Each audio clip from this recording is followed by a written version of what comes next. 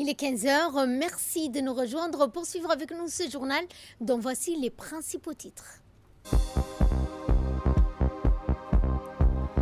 La République de Djibouti continue de briller sur la scène régionale, notamment avec 9 médailles au compteur au 13e jeu de la jeunesse aux Seychelles.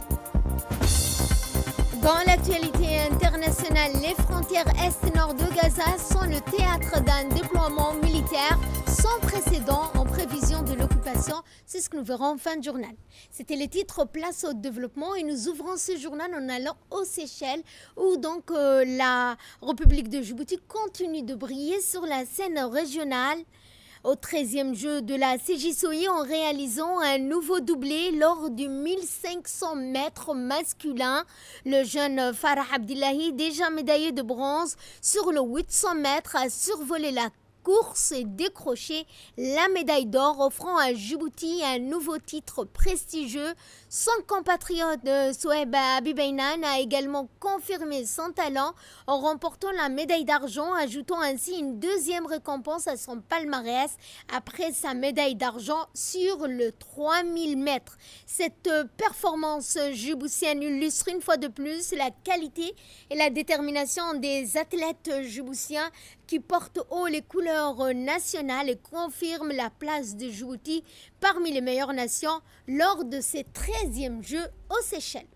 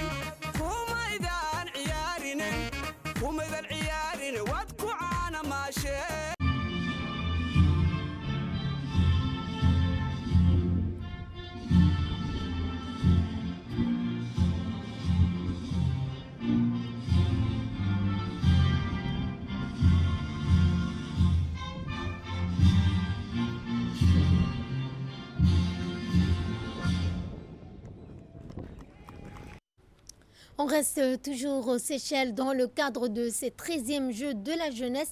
Eh bien, une visite qui a eu lieu entre la délégation djiboutienne composée de jeunes, d'encadreurs, de responsables qui ont effectué ce matin une visite enrichissante au jardin et musée national aux îles des Seychelles. Cette visite s'inscrit dans les activités culturelles, éducatives prévues en marge des compétitions sportives et ce, dans le but de promouvoir l'échange culturel, le respect du patrimoine et l'enrichissement mutuel entre pays participants de la Commission de la jeunesse des sports de l'océan Indien. La délégation a été chaleureusement accueillie par les responsables du site qui ont offert une visite guidée à travers les différents espaces du jardin botanique ainsi que les sites d'exposition du musée. Les jeunes ont ainsi pu découvrir la richesse de la faune, de la flore locale, ainsi que des objets historiques, artistiques, culturels représentatifs de l'histoire et des traditions. Cette visite est une opportunité précieuse pour nos jeunes de mieux comprendre la diversité culturelle de la région et de développer un esprit de tolérance, de curiosité, de fierté régionale.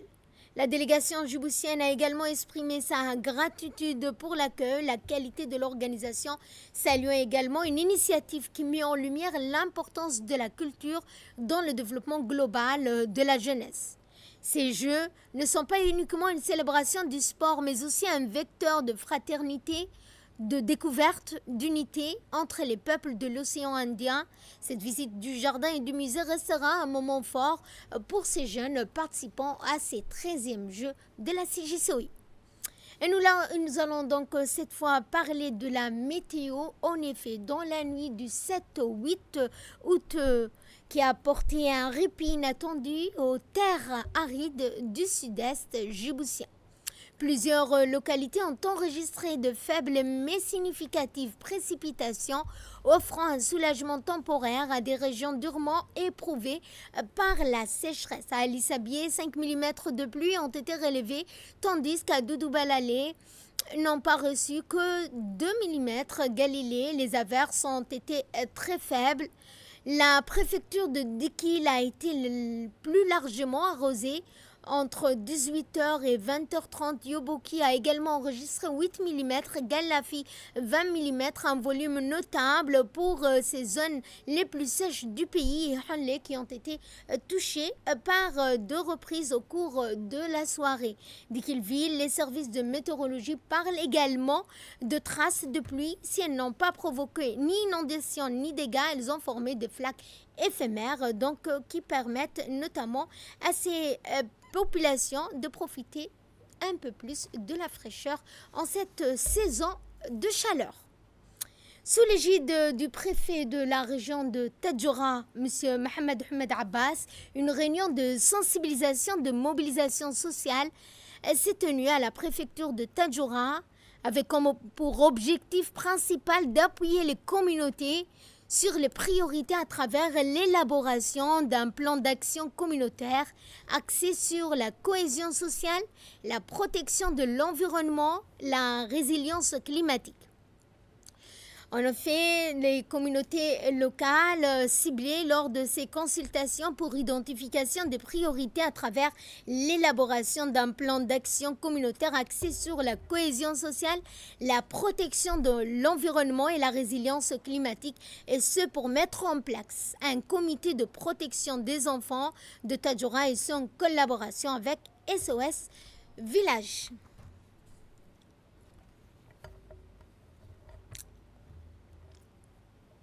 En sport, cette fois, la fédération de Van Vodao Djibouti a organisé une cérémonie de remise de diplôme. C'était hier après-midi au centre SOS Village d'enfants.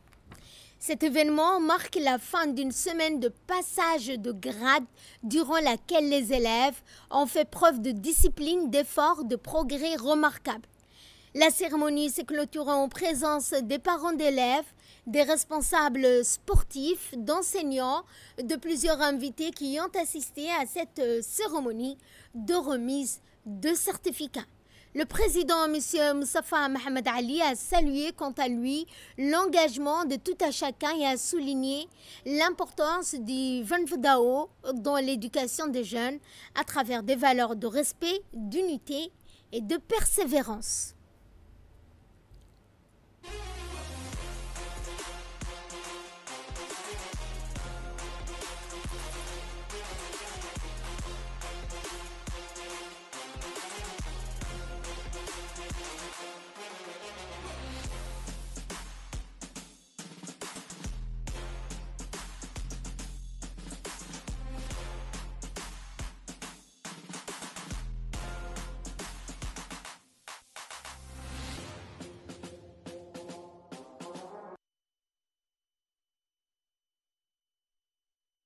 La Fédération djiboutienne de sport de boules a organisé la 4e édition journée du tournoi d'été de doublette. Cette compétition rassemblant les passionnés de pétanque venus de différents clubs, institutions a une nouvelle fois offert au public des rencontres intenses marquées par la précision, la stratégie et l'esprit sportif.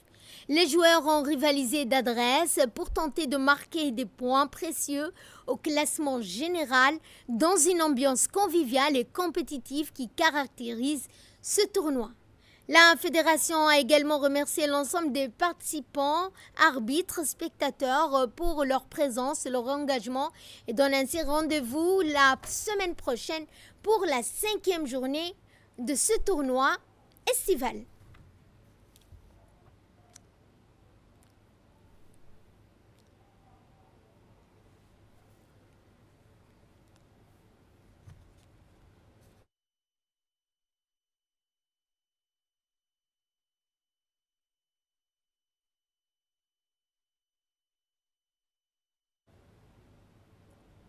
Et cet accident de la route survenu le 5 août dernier aux environs de 8 heures, un accident mortel de la circulation routière s'est produit sur la route nationale 3, précisément aux alentours du carrefour de Doralé.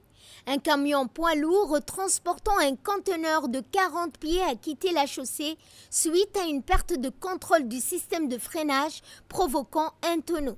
Le passager éjecté lors du choc a malheureusement succombé de suite de ses blessures plus tard dans la journée à l'hôpital général Pelletier. Face à cette situation, une opération de relevage et d'évacuation du véhicule a été planifiée et exécutée le 7 août par la grue de l'escadron de la sécurité routière, appuyée par une équipe chargée de la régulation du trafic. Grâce à la mobilisation efficace des équipes engagées, l'opération a été menée à bien dans le respect des procédures de la circulation et la circulation a également pu être progressivement rétablie. Et ce message de condoléances donc pour clore l'actualité nationale suite au décès de M. Aboubakar Moussa Assoué, ancien grand reporter de la RTD, le ministre de la Communication Radouane Abdullahi Bahdon a exprimé sa profonde tristesse face à cette pertinence pour le journalisme djiboutien. Le ministre a présenté ses condoléances les plus sincères à la famille, aux proches, ainsi qu'à tous les collègues de feu Aboubakar Moussa. La direction de la radio-télévision de Djibouti et l'ensemble de son personnel se joignent à ces hommages et adressent leurs sincères condoléances à tous qui pleurent la disparition de ce grand professionnel, en particulier sa famille et notamment à sa fille, journaliste et collègue. Et nous implorons le tout miséricordieux de l'accueillir dans son paradis éternel. Amin. Inna lillah wa inna ilayhi raji'un. Et de là, nous passons à ce qui domine l'actualité régionale et internationale. En sport, les amateurs de foot africains ont vécu une soirée riche en émotions ce vendredi à l'occasion de la deuxième journée de la phase de groupe du championnat d'Afrique des Nations. La poule C a offert deux affiches spectaculaires mêlant intensité et réalisme offensif et rebondissement. Lors de la première rencontre, l'Ouganda a frappé fort en s'imposant largement face à la Guinée sur le score de 3-0. L'autre match de la soirée, c'est l'Algérie qui a été tenu en échec, 1-partout par l'Afrique du Sud dans un duel intense. Et de là, donc, nous passons à l'actualité internationale. Donc, il y a ce scénario à Gaza d'occupation. Les frontières orientales et septentrionales de la bande de Gaza connaissent depuis plusieurs jours un déploiement militaire israélien sans précédent après que le cabinet sécuritaire restreint de Tel Aviv a approuvé le plan visant à occuper la ville de Gaza et les camps du centre où vivent environ 900 000 Palestiniens sous ce blocus sévère, la faim et les bombardements incessants. Ce plan, considéré comme le plus vaste depuis le début de la guerre, prévoit une manœuvre terrestre sur 4 à 5 mois, mobilisant entre 4 à 6 divisions, avec pour objectif de prendre le contrôle total des quartiers de la ville et d'imposer ce qu'Israël décrit comme une zone humanitaire dans le sud de l'enclave pour y placer la population. Cette décision ouvre la voie à plusieurs scénarios. Le premier, celui d'une occupation progressive et totale avec un encerclement de la ville par plusieurs axes et la destruction des infrastructures de la résistance accompagnée également d'évacuations forcées. Le deuxième scénario découle des divisions internes entre Israël. Le chef d'état-major, Herzi Halevi, met en garde contre un piège stratégique qui pourrait entraîner de lourdes pertes humaines pour l'armée et mettre en danger la vie des otages. Le troisième scénario évoque un changement de gouvernance à Gaza. Après la guerre, le gouvernement israélien affirmant ne pas vouloir rester longtemps et envisageant de confier l'administration à une entité arabe ou internationale sans lien avec le Hamas ou l'autorité palestinienne. En parallèle, un quatrième scénario prévoit une guerre d'usure prolongée, la résistance palestinienne se préparant à mener des combats résistance et de disperser également pour désorganiser l'occupation et prolonger le conflit. Sur le plan international, un cinquième scénario se dessine avec une pression diplomatique croissante. Avertissement européen et américain face au risque de catastrophe humanitaire, un appel turc onusien, un cessez-le-feu immédiat et démarche au Conseil de sécurité des Nations Unies pour examiner les répercussions. Dans ce contexte, les organisations humanitaires alertent qu'une offensive d'ampleur au cœur de Gaza provoquerait l'effondrement du système de santé et des réseaux d'approvisionnement, plongeant la ville dans une tragédie imminente, tandis que ses habitants vivent dans l'attente angoissée de jours qui pourraient être les plus violents depuis le début de la guerre. Et c'est sur ce scénario qu'envisage donc Israël que ce journal touche à sa fin. Merci à vous de nous avoir suivis.